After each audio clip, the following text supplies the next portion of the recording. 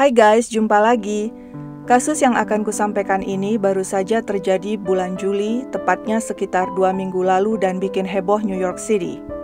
Kasus ini menimpa Fahim Saleh, seorang pengusaha ojol atau ojek online yang tinggal di New York City. Dia ini sukses. Suksesnya agak-agak mirip Nadiem Makarim, si pendiri Gojek. Usia mereka juga nggak terlalu beda. The world is in his hands. Dunia ada dalam genggamannya. Menurutku, hidup Fahim Saleh seperti itu. Dia dijuluki Elon Musk of Developing Countries atau Elon Musk-nya negara-negara sedang berkembang. Kenapa? Karena bisnisnya bergerak di sektor high-tech dengan target negara-negara sedang berkembang. Fahim adalah CEO Gokada yang didirikannya tahun 2018. Gokada ini jasa ojol seperti Gojek yang ada di Nigeria. Fahim juga penemu dan pemilik Patao, ojol yang beroperasi di Bangladesh dan Nepal. Selain itu, dia juga berinvestasi di pickup ojolnya Kolombia. Memang kelihatan ya guys, spesialisasi Fahim Saleh adalah di bidang ojol. Fahim Saleh lahir di Saudi Arabia tahun 86 dari keluarga Bangladesh. Dia tinggal berpindah-pindah mengikuti pekerjaan ayahnya sebelum akhirnya mereka menetap di New York, Amerika Serikat. Sejak kecil nih guys, Fahim udah suka IT. Dia udah coba-coba belajar jadi programmer dan bikin website untuk keluarganya. Bakatnya ini didukung sepenuhnya oleh orang tuanya. Terus waktu SMA, Fahim bikin Prank Dial, sebuah website untuk ngeprank orang lewat telepon. Ada-ada aja sih, tapi justru ini yang awalnya bikin dia kaya guys. Karena kemudian Prank Dial berkembang, dan akhirnya saat si Fahim lulus dari Bentley University di Massachusetts, Prank Dial ini dibeli perusahaan lain senilai 10 juta US dollar. Luar biasa kan? Baru lulus kuliah, udah punya uang 10 juta US dollar. Uang ini bukan dipakainya buat foya-foya, tapi dijadikannya modal awal untuk membangun bisnis ojolnya yang tadi udah kusebut, yaitu ojol Gokada di Nigeria, Patao di Bangladesh dan Nepal, serta ojol pickup di Kolombia. Selain bisnis ojol mengojol guys, Fahim juga mendirikan Adventure Capital, sebuah perusahaan pendanaan untuk startup company. Orang-orang menyenangi Fahim sebab selain pintar dan kreatif, dia juga ramah, nggak sombong, dan selalu bersemangat. Mungkin kombinasi AQ dan EQ ini yang bikin bisnisnya sukses, sehingga Fahim Saleh bisa hidup senang dan membeli apartemen mewah seharga 2 juta di Manhattan, New York City. Oke guys, ceritaku barusan adalah tentang Perfect Life, kisah sukses Fahim Saleh yang dibesarkan di keluarga bahagia dan berkecukupan dengan orang tua yang mendukung bakat dan karir anaknya. Nah, sekarang kita pindah cerita dulu ya ke seseorang yang hidupnya 180 derajat berbeda dengan Fahim Saleh. Tyrese Haspil lahir tahun 1999. Dia berasal dari Long Island, New York. Masa kecilnya suram, pindah dari satu rumah ke rumah lain. Awalnya semasa kecil, Tyrese diasuh oleh ibu kandungnya. Hidup nggak gampang bagi Tyrese dan ibunya, terlebih karena ibunya menderita gangguan jiwa. Ketika gangguan jiwa ini semakin parah, sang ibu harus tinggal di rumah sakit jiwa. Kehilangan sosok ibu di masa kecil, di saat dia paling membutuhkan, membuat Tyrese sedih. Tapi dia nggak bisa berbuat apa-apa karena dia cuma anak kecil dan suka atau tidak, life has to go on. Tyrese kecil pun pindah ke rumah neneknya dan diasuh di sana hingga sang nenek meninggal saat Tyrese berusia 12 tahun. Kemana lagi dia harus pergi? Mengapa keadaannya seperti ini? Tyrese mulai marah pada hidup. Untung ada bibinya yang menampung dan mengasuhnya. Sayangnya Tyrese yang beranjak remaja mulai memberontak. Dia mulai jarang pulang ke rumah, sering bersikap kasar dan arogan. Lama-kelamaan bibinya menyerah. Lewat pengadilan, bibinya minta agar negara mengurus Tyrese karena dia udah nggak sanggup lagi mengurus keponakannya itu. Tyrese pun ditempatkan dan tinggal bersama sebuah keluarga asuh atau foster family. Saat SMA, Tyrese mulai menunjukkan prestasi. Pada tahun 2016, dia ikut kompetisi di bidang web design. Dia mendapatkan juara pertama. Tyrese akhirnya lulus SMA dan sepertinya hidupnya bergerak ke arah positif. Tyrese beruntung ketika bertemu Fahim Saleh, seorang pengusaha muda yang sukses. Keduanya sama-sama tertarik pada bidang high-tech. Fahim menawarinya pekerjaan. Tyrese menyambut baik. Dia jadi kepala staf di perusahaan pendanaan Advance Capital milik Fahim, sekaligus juga bertugas sebagai asisten pribadi Fahim. Tyrese dipercaya mengurus keuangan Fahim. Fahim menggaji Tyrese cukup tinggi sehingga dia bisa tinggal di apartemen bagus. Sambil kerja, Tyrese juga melanjutkan kuliah di Hofstra University. Di usia 21 tahun, sukses mulai diraih Tyrese.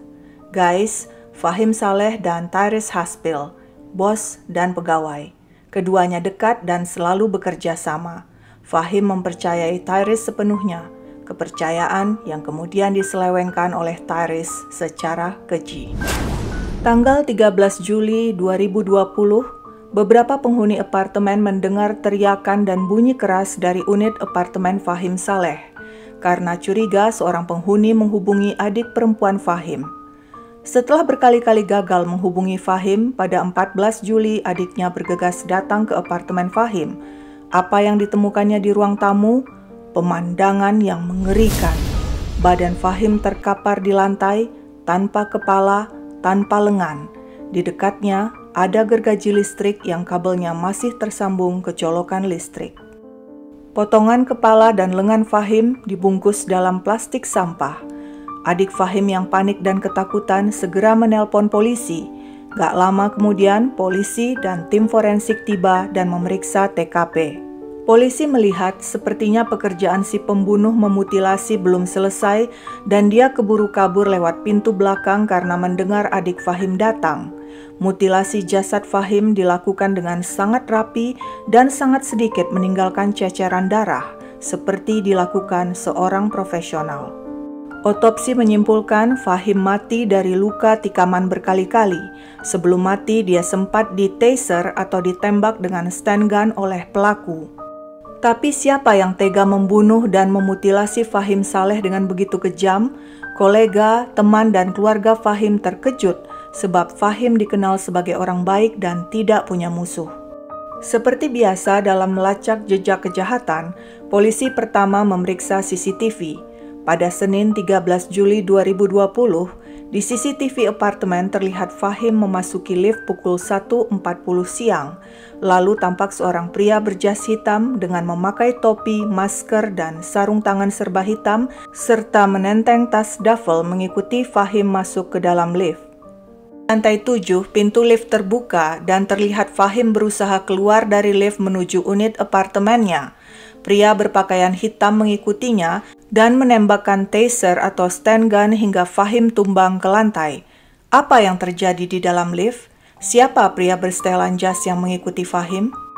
Selain memeriksa CCTV, cara paling mudah dalam investigasi adalah mencek data kartu kredit dan segala yang berhubungan dengan transaksi keuangan yang sudah pasti tercatat. Benar saja, ada yang memakai kartu kredit Fahim pada pagi hari 14 Juli untuk membeli gergaji listrik, alat pembersih, dan plastik sampah di toko bangunan Home Depot. Polisi memeriksa CCTV toko dan mengidentifikasi si pembeli adalah Tyrese Haspil, asisten pribadi Fahim. Polisi juga menemukan Tyrese terlihat tenang-tenang saja setelah peristiwa pembunuhan dan malah sempat jalan-jalan dan beli balon dengan memakai kartu kredit Fahim. Bagaimana mungkin ya Tyrese bisa tenang-tenang saja setelah membunuh dan memutilasi bosnya? Seperti psikopat ya guys. Polisi bilang dia sadis tapi bodoh, sebab Tyrese dengan santainya memakai kartu kredit yang sangat gampang dilacak. Ya, untung saja si Tyrese bodoh, sehingga polisi bisa segera menangkapnya pada tanggal 17 Juli 2020, 4 hari setelah pembunuhan. Menurut polisi, motif Tyrese membunuh Fahim karena dia ketahuan mencuri uang Fahim sebesar $100.000. Fahim memutuskan untuk tidak melaporkan Tyrese pada polisi. Dia ingin menyelesaikan kasus secara pribadi dengan meminta Tyrese untuk mengembalikan uang yang dicurinya dengan cara mencicil. Hebatnya guys, meski dengan bukti yang sudah begitu banyak, Tyrese Haspil menyatakan diri tidak bersalah. Cukup banyak diskusi tentang kasus ini seperti di Reddit.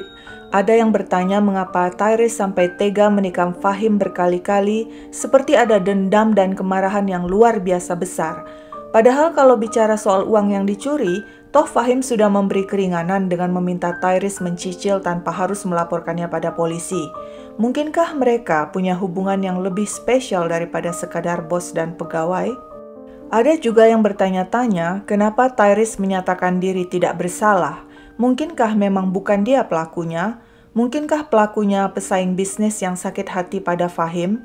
Di CCTV, wajah orang yang mengikuti Fahim di lift dan diduga sebagai pembunuh sama sekali nggak kelihatan karena tertutup topi dan masker. Dan terakhir, mengapa mutilasi tubuh Fahim begitu rapi dan profesional padahal Tyrese nggak punya latar belakang kedokteran? Apakah dia sudah sering melakukan mutilasi sebelumnya sehingga sangat terlatih? Atau mungkin bukan dia yang melakukan mutilasi? Kasus ini masih sangat baru guys, dan dokumennya masih dipersiapkan oleh jaksa penuntut dan pengacara. Rencananya sidang akan dilakukan bulan Agustus 2020. Fahim Saleh di usianya yang ke-33 masih punya banyak cita-cita yang belum tercapai. Antara lain dia ingin menghasilkan suatu penemuan high-tech yang bermanfaat untuk seluruh umat manusia. Pesan Twitternya sebulan sebelum dia meninggal adalah, "Have a very good feeling about 2020. Punya perasaan sangat baik tentang tahun 2020. Tragisnya, di tahun ini hidup Fahim berakhir." Oke, sekian dulu ceritaku guys. Jangan lupa subscribe, like, share, dan komen. Sampai jumpa di cerita lain.